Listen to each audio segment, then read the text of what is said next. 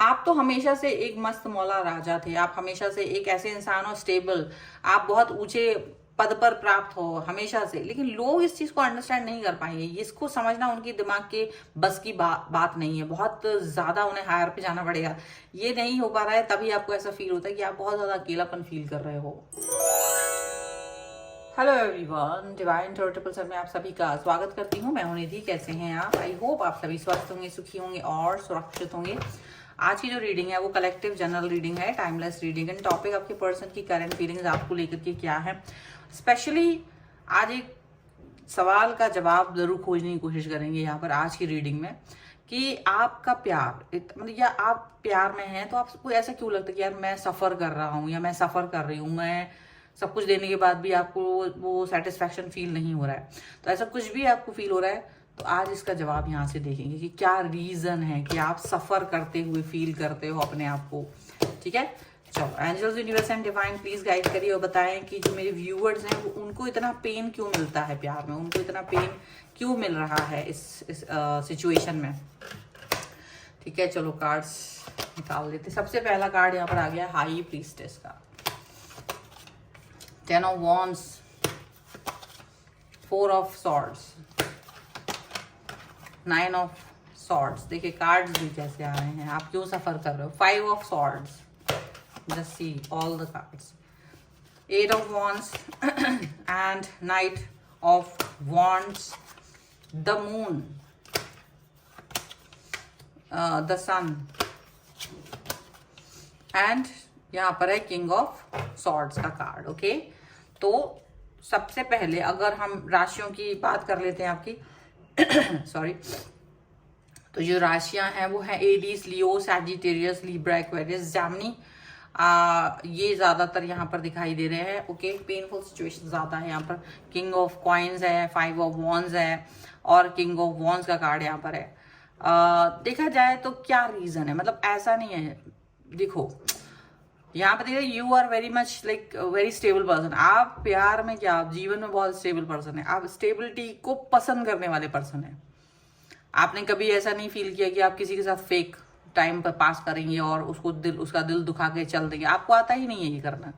आप जानते ही नहीं है कि कैसे किया जाता है, कि किसी को बातों में बहला फुसला के उसका यूज करके इस्तेमाल करके आगे बढ़ जाना। ये कला आपको आती ही नहीं, लेकिन हाँ लोगों ने आपके साथ ये बहुत किया है। लोगों ने आपके साथ ऐसा बहुत किया कि आपके साथ छल करके आपको ही गलत साबित कर दिया और आपसे ही युद्ध किया, आपसे ही लड़ाइयाँ की, आपके साथ ही चीज़ें सही नहीं की, और फिर भी आपके अंदर से ये चीज़ खत्म नहीं हुई। आप जैसे थे वैसे ही रहे, stable, honest and all these things. ये सारी चीज़ें रही हैं। अगर देखा जाए तो स्टार्टिंग से लेके आज तक आप इसी फेज में रहे हो, चाहे आप स्कूल, कॉलेज, यूनिवर्सिटी या फिर जो भी समय में हो। आप अपने स्कूल में, आप अपने दोस्तों के साथ भी ये फील करते हो कि वो दोस्त भी आपके इतने अच्छे नहीं रहे। कोई ऐसे दोस्त जिसके लिए आप बहुत मर मिटो, ऐसे दोस्त आपको मिले ही नहीं। लोग आपसे एक डिस्टेंस मेंटेन करने की कोशिश करते, जैसे एक राजा से लोग डिस्टेंस मेंटेन करते ना, तो वो king of coins, king of wands, तो लोगों को लगता है कि आप के बराबरी वो कर नहीं पाएंगे। तो लेकिन आप अकेलापन फील करते रहे हो। आपको लगा यार कोई तो मेरा दोस्त बने। तो बस नॉर्मली बातचीत तो सब करते हैं आपसे, पर बहुत ऐसे गहरे मित्र की तरह कोई आपको नहीं लगा। तो आप भी सबके साथ नॉर्मल ही बिहेव करते हो। ठीक है, ऐसा तो यहाँ पर हमेशा से आपको फील होता रहा है। रिलेशन में क्या हो रहा है, सॉरी टू सारी चीजें, रिलेशन में क्या हो रहा है कि आप ये फील कर रहे हो कि यार मैं अपने अंदर बहुत प्यार रख के बैठा हूं, मैं बहुत प्यार हूं, मेरे अंदर बहुत प्रेम है। अब ये जो पर्सन होते हैं ना सामने आपके, वो भी बात जानते हैं कि आप बहुत प्रेम में हो, बहुत ज्यादा गहरा, मतलब आपके पास वर्ड नहीं है। आप अपने अंदर भी खोदना चाहोगे कि यार ड्रिल मशीन लगा के मैं अंदर से देख लूं मेरे अंदर कितना प्रेम भरा पड़ा है, नहीं मत पता कर पाएंगे आप भी अपने नए नए पन्ने खुद खोज रहे हो। आपको भी नया नया समझ में आता है कि यार मैं किसी व्यक्ति से अगर प्यार करूं तो मैं उसको इस तरह के डीप लव तक पहुंचा सकती हूँ, मेरे साथ बहुत ज्यादा डीप लव फील आप कर सकते हो, ऐसा आपको लगता है। लेकिन जो सामने वाला पर्सन होता है, जब वो आपके सामने होता है तो आप क्या करते हो, कॉम्प्रोमाइज बहुत करते हो, बात नहीं कर पाते हो, बोल नहीं पाते हो, क्योंकि आप उस व्यक्ति को खोना नहीं चाहते हो, क्योंकि आपको अब तक कोई ऐसा व्यक्ति मिला नहीं जो अंडरस्टैंड कर पाए। तो आपको लगता क्या है कि यार कहना तो बहुत कुछ है, ऐसा नहीं आपके अंदर गुस्सा नहीं भरा, गुस्सा भी है, क्रोध भी आता है, लेकिन सिर्फ इसलिए आप चुप हो जाते हो क्योंकि आपको लगता है कि अगर मैंने कुछ भी बात कही, अगर मैंने कोई भी एक्शन लिए तो डेफिनेटली ये पर्सन मेरे साथ नहीं रहेगा, डेफिनेटली ये पर्सन मुझे छोड़ देगा। तो वो एक ऐसी सिचुएशन आपके सामने आ जाती है जो आपको बहुत बुरी लगती है, और उसी वजह से आप इस समय पर चुप रहते हो, आप अपने मन में बातें भरते रहते हो। तो क्या होता है, एक निगेटिविटी ज्यादा आ जाती है, और निगेटिविटी आ जाने की वजह से आप किसी को कुछ कह नहीं पाते हो। अच्छा, अब कभी कभी मौका मिला भी है आपको कुछ कहने का, इन द सेंस कि अगर आप उनसे किसी से कुछ कह भी पा रहे हो ना, तो आपके पर्सन ने आपको जवाब नहीं दिया, ब्लॉक कर दिया, बात नहीं की, लड़ाई कर ली, गुस्सा कर लिया, और तो आपको लगता है कि यार क्यों ही बोला था, क्यों बोला था, और आप अपने ही उसमें बंद जाते हो कि यार मैंने को नहीं बोलना चाहिए था। पर आपको लगता है कि क्या मुझे ऐसे ही रहना पड़ेगा हमेशा, क्या मुझे ऐसे ही रहना पड़ेगा, कोई मुझे समझेगा नहीं, अंडरस्टैंड नहीं करेगा, कोई मेरे इस प्यार को नहीं देख रहा, मेरी इस बात को देख रहा है, लेकिन ये बात कहाँ से आई है और क्यों आई है इस पर कोई फोकस नहीं कर रहा। मान लीजिए आप किसी बात पर दुखी हो, तकलीफ हो, आप वो बात कह रहे हो यार मेरे को आपने ऐसा बिहेव किया, वैसा भी, तो वो इंसान बस उस बात को ध्यान देता है कि आपने मुझसे इस तरह से बात की, बुरी तरह से बात की, रूडली बात की। वो ये नहीं सोचता, जो भी पर्सन आपके साथ होता, कि ये रूड बिहेवियर इस व्यक्ति के अंदर आया कहाँ से, ये पर्सन इतना रूड क्यों है, ऐसा तो नहीं था, मैंने क्या ऐसा एक्शन किया जिसकी वजह से ये पर्सन रूड हो गया।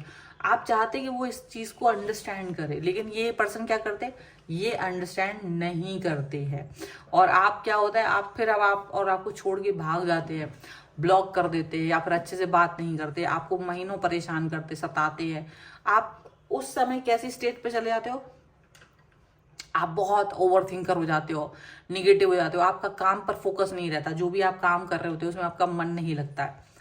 लेकिन और वो पर्सन क्या होता है, वो पर्सन तो मजे कर रहा होता है, उसे तो अच्छा लग रहा होता है, उसे पता है कि उसके हाथों में ही चाबी है आपको खुश करने की, उसके हाथों में अपनी चाबी सौंप दी है अपनी खुशियों की, और इसीलिए वो पर्सन इसका फायदा उठा रहा होता है। लेकिन वो याद रखे कि यूनिवर्स तो उसको देख रहा है, तो यूनिवर्स तो लिख रहा है कि भाई तुम ऐसे ऐसे करते हो, तुम्हारा बिहेवियर ऐसा है, तुम आज इस तरह के मजे उठा लो, लेकिन आगे तुम्हारे सामने वो सारे मजे लौट के आएंगे। तो वही वाला यहाँ पर सिस्टम है।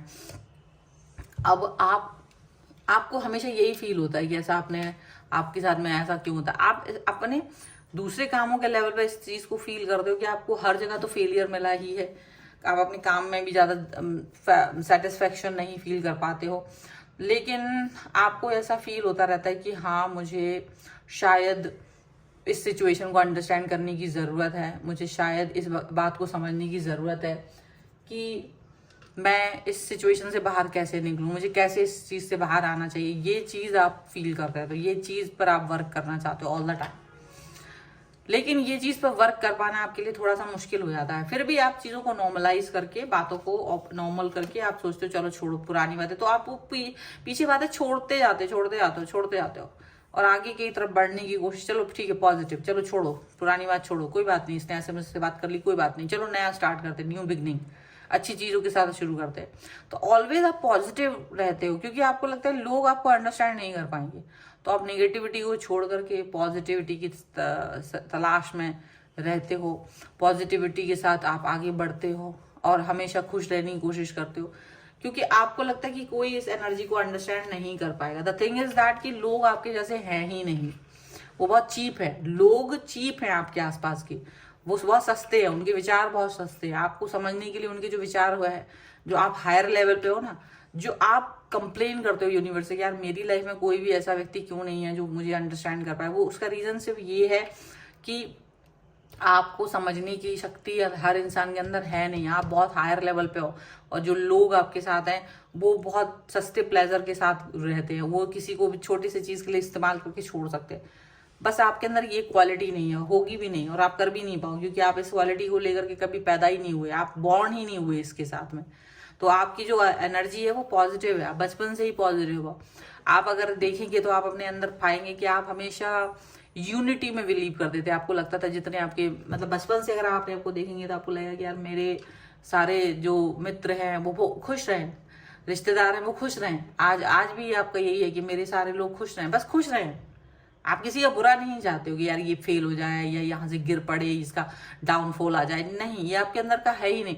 अगर किसी की लाइफ में खुशी आ गई है तो वो उसकी खुशी है, भले आपकी लाइफ में खुशी नहीं है, लेकिन आप कभी कोसते नहीं हो, लोगों को कोसते नहीं हो, आप अपने आप में सोचते हो पता नहीं क्या रीजन है, मैं ही कहीं, बस इसी बात को लेकर आप दुखी जरूर हो जाते हो, लेकिन वो दुख किसी को दिखाते भी नहीं हो।